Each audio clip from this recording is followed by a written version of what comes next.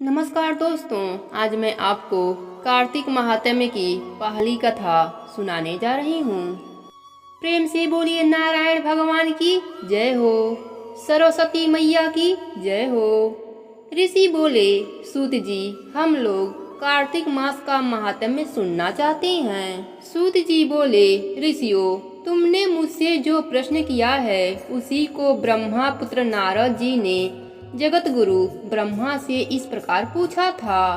पितामह, मासों में सबसे श्रेष्ठ मास, देवताओं में सर्वोत्तम देवता और तीर्थों में विशिष्ट तीर्थ कौन सा है, यह बताइए। ब्रह्मा जी बोले, मासों में कार्तिक, देवताओं में भगवान विष्णु और तीर्थों में नारायण तीर्थ श्रेष्ठ है। यह तीनों कलयुग में अत्यंत दुर्लभ है। इतना कहकर ब्रह्मा जी ने भगवान राधा कृष्ण का स्मरण किया और पुनः नारद जी से कहा, बेटा, तुमने समस्त लोगों का उद्धार करने के लिए यह बहुत अच्छा प्रश्न किया है।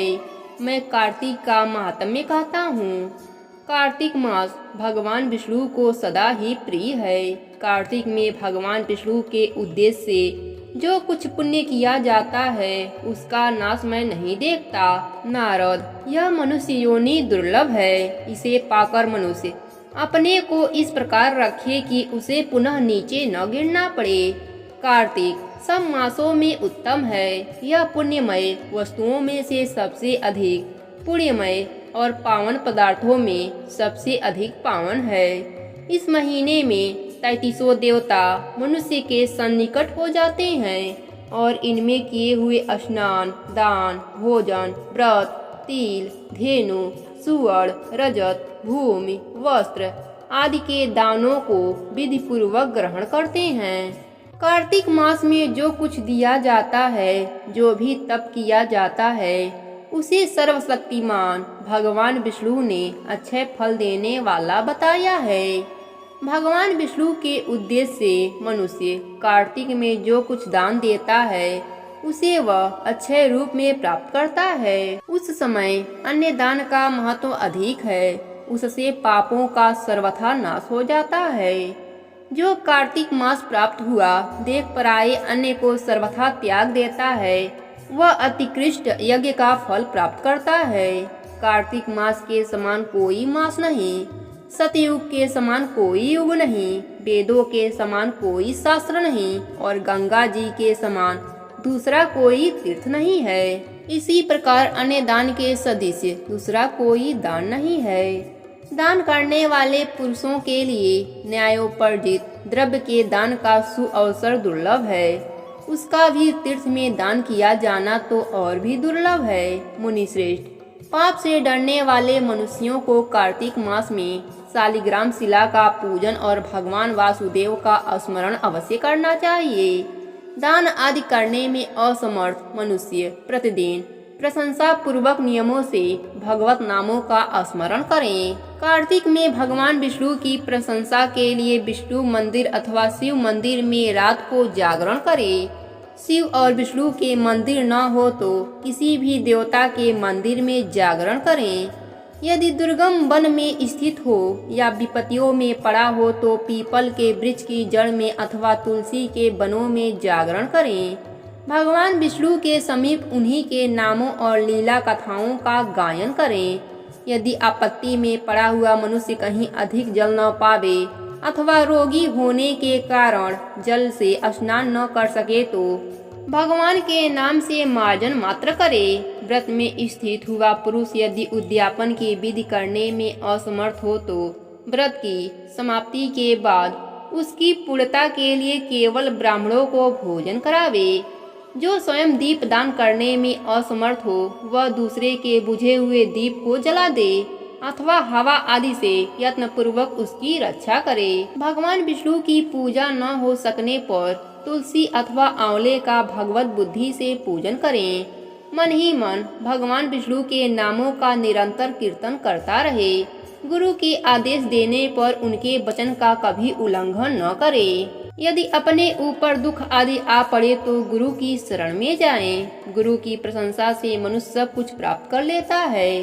परम बुद्धिमान कपिल और महातपस्वी सुमत भी अपने गुरु गौतम की सेवा से अमर तत्व को प्राप्त हुए थे। इसलिए विष्णु भक्त पुरुष कार्तिक में सब प्रकार से यत्न करके गुरु की सेवा करें। ऐसा करने से उन्हें मोक्ष की प्राप्ति होती है। सब दानों से बढ़कर कन्या दान है, उससे अधिक विद्या दान है। विद्या दान से भी गोदान का महत्व अधिक है और गोदान से भी बढ़कर अन्य दान है, क्योंकि यह समस्त संसार अन्न के आधार पर ही जीवित रहता है। इसलिए कार्तिक में अन्न दान अवश्य करना चाहिए। कार्तिक में नियम का पालन करने पर अवश्य ही भगवान विष्णु का सारूप एवं मोक्षदायक पद प्राप्त होता है। कार्तिक में ब्राह्मण पति पत्नी को भोजन कराना चाहिए, चंदन से उनकी पूजन करना चाहिए, अनेक प्रकार के वस्त्र रत्न और कंबल देना चाहिए। ओढ़ने के साथ ही रुईदार बिछावन, जूता और छाता भी दान देना चाहिए। कार्तिक में भूमि पर शयन करने वाला मनुष्य युग युग के पापों का नाश कर डालता है। जो कार्तिक मास में भगवान विष्णु के आगे अरुणोदय काल में जागरण करता है और नदी में स्नान, भगवान विष्णु की कथा का श्रवण, वैष्णवों का दर्शन तथा नित्य प्रति भगवान विष्णु का पूजन करता है, उसके पितरों का नरक से उद्धार हो जाता है। जिन लोगों ने भक्ति पूर्वक भगवान विष्णु का पूजन नहीं किया, वे इस कलयुग की कंदरा में गिरकर नष्ट हो गए, लुट गए।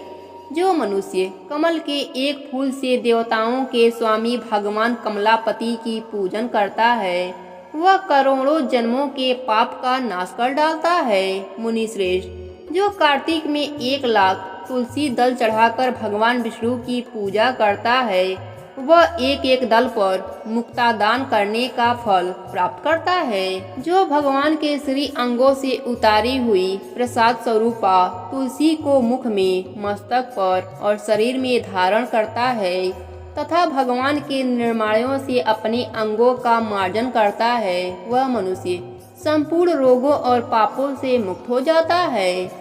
भागवत पूजन संबंधी प्रसाद स्वरूप शंख का जल, भगवान की भक्ति, निर्माल्य पुष्प आदि, चरणोदक, चंदन और धूप ब्रह्म हत्या का नाश करने वाले हैं। नारद, कार्तिक मास में प्रातः काल स्नान करें और प्रतिदिन अपनी शक्ति के अनुसार ब्राह्मणों को अन्न दान दें, क्योंकि सब दानों में अन्न दान ही सबसे बढ़कर है। अन्न से ही मनुष्य जन्म लेता है और अन्न से ही बढ़ता है। अन्न को समस्त प्राणियों का प्राण माना गया है। अन्न दान करने वाला पुरुष संसार में सब कुछ देने वाला और संपूर्ण यज्ञों का अनुष्ठान करने वाला है। पूर्व काल में सत्यकेतु ब्राह्मण ने केवल अन्न दान से सब पुण्यों का फल पाकर परम दुर्लभ मोक्ष को प्राप्त हुआ था। कार्तिक मास में अनेक प्रकार के दान देकर भी यदि मनुष्य भागवत का चिंतन नहीं करता तो वे दान उसे कभी पवित्र नहीं करते।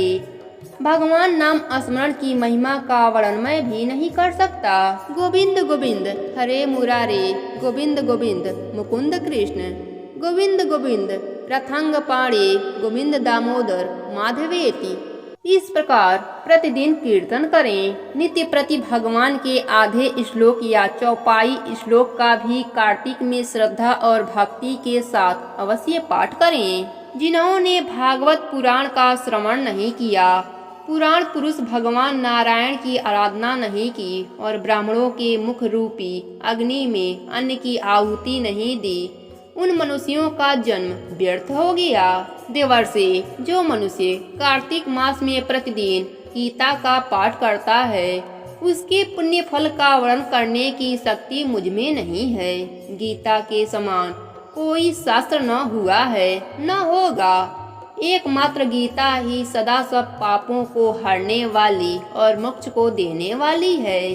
गीता के एक अध्याय का पाठ करने से मनुष्य घोर नरक से मुक्त हो जाता है।